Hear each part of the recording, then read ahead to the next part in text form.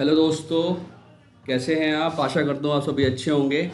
आज मैं लेके आया हूँ आपके लिए बहुत ही important topic LUT, letter of undertaking. तो लेटर ऑफ अंडरटेकिंग एलयूटी हम लोग कैसे फाइल करते हैं जीएसटी पोर्टल से, एलयूटी होता क्या है, इसको हम समझेंगे। ओके, तो स्टार्ट करते हैं बिना किसी देरी के। मैं हूँ आपका दोस्त ये विशु चौहान। ओके, तो सबसे पहले समझ लेते हैं एलयूटी होता क्या है बेसिकली। ओके, तो मैं आपको थोड़ा सा समझा देता हूँ एलयूटी क्या है। Okay, LUT letter of undertaking is commonly known as LUT. Okay, the GST LUT is prescribe to be furnished in front of in the form of GST RFD 11।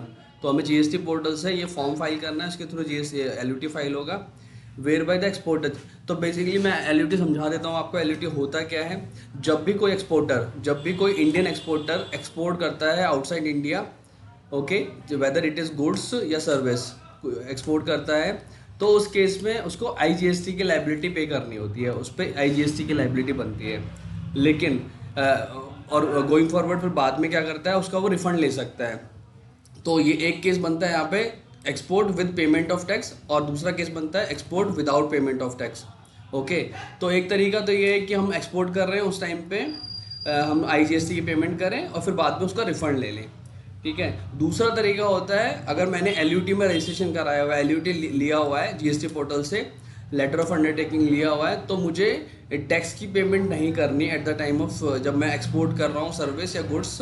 मुझे without GST, without payment of GST मैं export कर सकता हूँ। तो इतना सा difference है। Means export with payment of tax, उसमें क्या होता है, जीएसटी पे करके हम लोग एक्सपोर्ट करते हैं, फिर बाद में रिफंड लेते हैं। दूसरा केस बनेगा एलयूटी अगर मैंने लिया हुआ है तो export without payment of tax. ठीक है। ओके, तो यहाँ पे एक चीज़ समझ लेते हैं। The applicability of RCM means the Indian exporter will be responsible for paying the applicable integrated IGST on these transaction. ठीक है, तो आईजीएसटी पे करना होता है। और मैंने आपको एक केस बताया कि मैं अगर विदाउट एलयूटी कर रहा हूँ तो मैं पहले टैक्स पे करूँगा, फिर उसका रिफंड ले लूँगा। सिंपल इतना सा है। तो एलयूटी हम लोग फाइल कैसे करते हैं हम वो समझ लेते हैं। तो सबसे पहले मैं जीएसटी पोर्टल पे लॉगिन करूँगा। ओके, तो मैंने यहाँ पे जीएसटी पोर्टल पे लॉगिन कर लिया है। फिर हम जाएंगे यहाँ पे सर्विसेज वाले ऑप्शन में, यूज़र सर्विसेज। ओके, और यहाँ पे एक ऑप्शन आता है फर्निश लेटर ऑफ अंडरटेकिंग। तो यहाँ पे मैं फर्निश लेटर ऑफ अंडरटेकिंग पे क्लिक करूँगा। ओके, देन ये पेज खुल रहा है, ये पेज खुल गया और ये बहुत ही ईजी है। 5 मिनट्स का प्रोसेस है, सबमिट हो जाएगा। उसके बाद within a week, within a 10 days के अंदर इसका अप्रूवल आ जाएगा। ओके, तो और मैं आपको एक चीज़ और बता देता हूँ, लेटर ऑफ अंडरटेकिंग एलयूटी जब भी हम फाइल करते हैं तो मुझे एक चीज़ याद रखनी है, ये एक फाइनेंशियल ईयर के लिए फाइल होता है।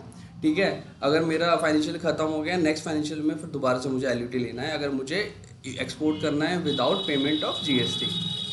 ओके, तो यहाँ पे एक ऑप्शन यहाँ पे देखोगे LUT applied for financial year, मुझे सेलेक्ट करना है 2024-25। जैसे कि अभी मार्च का तो होने वाला, 24-25 आने वाला है। ठीक है, उसके लिए भी पोर्टल अभी विंडो ओपन हो गई है 24-25 के लिए।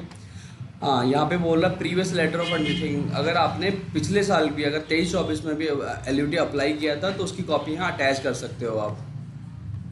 ठीक है, फिर यहाँ पे ये कुछ ऑप्शंस देता है मुझे कि डिक्लेरेशन बेसिकली हमें देनी होती है, आई डैश प्रोपराइटर का नाम, उसका एड्रेस। पहला ऑप्शन पे क्लिक करना है मुझे, सेकंड ऑप्शन पे क्लिक करना है मुझे, थर्ड ऑप्शन पे क्लिक करना है। तो फर्स्ट ऑप्शन क्या बोल रहा है यहाँ पे, फर्स्ट ऑप्शन बोल रहा है टू एक्सपोर्ट द गुड्स और services supplied without payment of IGST with in the time specified सब रूल 1। ओके, तो मैं विदाउट पेमेंट ऑफ जीएसटी कर रहा हूँ। सेकंड बोला है to observe all the provisions of goods and service tax and rules made thereunder in respect of particular goods और services. Okay, third option बोलना है यहाँ पे pay the integrated tax there in even of failure of the export of service and goods along with an amount. तो मैं declaration देता हूँ कि मैं ये तीनों कंडीशन फुलफिल करूँगा। ठीक है, उसके बाद मैं एलयूटी अप्लाई कर रहा हूँ। फिर उसके बाद यहाँ पे हमें 2 विटनेस चाहिए होते हैं, तो आप विटनेस का नाम डालोगे, उसका ऑक्यूपेशन डालेंगे। ठीक है, उसका एड्रेस डालेंगे आप पूरा। सेकंड विटनेस का नाम डालेंगे, उसका ऑक्यूपेशन, उसका एड्रेस डालेंगे हम लोग। ठीक है, फिर यहाँ पे मैं जो भी इसका प्रोपराइटर है उसका नाम सेलेक्ट करूँगा, उसका प्लेस सेलेक्ट करूँगा। फिर मैं इसको सबमिट कर दूंगा विद ईवीसी या फिर डिजिटल सिग्नेचर के थ्रू भी हम लोग सबमिट कर सकते हैं। सबमिट करने के बाद मेरा ये सबमिट हो जाएगा, ठीक है। सबमिट करने के बाद आपका LUT अप्लाई हो जाएगा। LUT अप्लाई होने के बाद विदिन 10 डेज़ के अंदर, विदिन 7 वर्किंग डेज़ के अंदर आपको LUT मिल जाएगा। तो बेसिकली आप यहाँ पे चेक भी कर पाओगे। मैं आपको दिखा देता हूँ, यूज़र सर्विसेज में जाओगे आप, ओके। जब आप यहाँ पे देखोगे व्यू माई सबमिशन सबमिटेड LUT, तो व्यू माई सबमिटेड LUTs में देख लोगे आप यहाँ पे। मैं आपको दिखा देता हूँ, अभी ओपन हो रहा है, ओके।